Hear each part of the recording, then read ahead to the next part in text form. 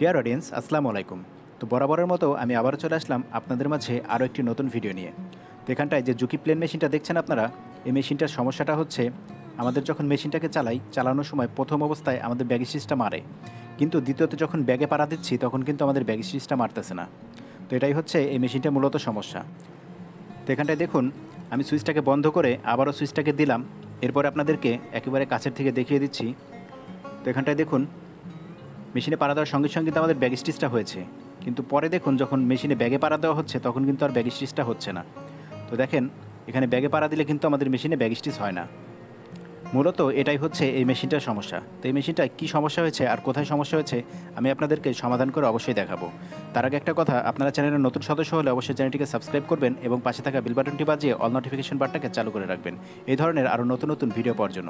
তো আমি প্রতিনিয়ত আপনাদের জন্য রানিং মেশিনের সমস্যার ভিডিও নিয়ে আপনাদের সামনে হাজির হই। তাই আপনাদের কাছে একটা অনুরোধ থাকবে, আপনারা অবশ্যই চ্যানেলটিকে সাবস্ক্রাইব করে রাখবেন। তো এখানটায় দেখুন, আমি প্রথমে 95 থেকে মেশিনটাকে রিসেট করে আপনাদেরকে দেখাই যে আসলে মেশিনটা রিসেট দিলে আমাদের যে সমস্যাটা আছে এই সমস্যাটা সমাধান হয় কিনা। তা আপনারা হয়তো সবাই জানেন যে 95 থেকে আমাদের এই মেশিনটাকে রিসেট করতে হয়। আর যারা যারা জানেন না যে এই মেশিন কীভাবে রিসেট করতে হয়, সেই ভিডিওটা আমি ডিসক্রিপশন বক্সে দিয়ে রাখবো, আপনারা চাইলে সেখান থেকে দেখে নিতে পারেন। তো এখানটায় দেখেন, আমাদের যে সমস্যাটা ছিল সেই সমস্যাটা কিন্তু এখনও সমাধান হয়নি।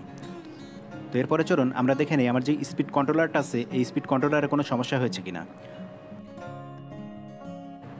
তো স্পিড কন্ট্রোলারটাকে খুলে নেওয়ার পরে এখানে 4 মিলি এলএন কি দিয়ে এই স্ক্রুটাকে মোটামুটি একটু লুজ করে রাখবেন, যাতে হাত দিয়ে সরানোরা করা যায়।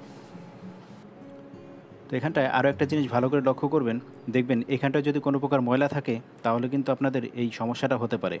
এখানটায় কিন্তু পরিষ্কার করার পরেও আমাদের মেশিনের সমস্যাটা কিন্তু সমাধান হয়নি। তো দেখেন, আপনাদের এখান থেকে এলএনকে দিয়ে লুজ করে একটু সামনের দিকে দিতে হবে কিংবা পিছনের দিকে দিতে হবে। তো এখান থেকে আপনারা এই সামনে পিছনে করে আপনাদের মেজারমেন্টটা আপনারা করে নেবেন। তো মূলত এখান থেকে আমার সমস্যাটা হয়েছিল, এটা বেশি পিছনের দিকে চলে গেলে আপনাদের এই ব্যাগ স্টিচের সমস্যাটা হতে পারে। তো এখানটায় আপনারা দেখতে থাকুন, আমি এখান থেকে আমার ব্যাগ স্টিচের মেজারমেন্টটাকে ঠিক করে নিচ্ছি।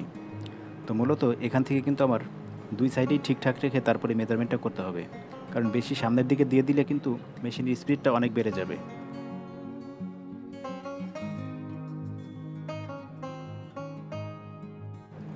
তো আপনারা অবশ্যই দেখেছেন আমি এখান থেকে কিভাবে এই টাইমিংটাকে করেছি। তো মূলত যে মেশিনটাকে চালিয়ে চালিয়েই আমাকে কিন্তু এই টাইমিংটা করতে হবে। তো টাইমিং শেষে আমি এটাকে ভালোভাবে টাইট করে দিব। আর ভিডিওটা ভালো লাগলে অবশ্যই একটা লাইক করতে ভুলবেন না, আর কমেন্ট বক্সে আপনাদের মূল্যবান মতামতটা জানাবেন।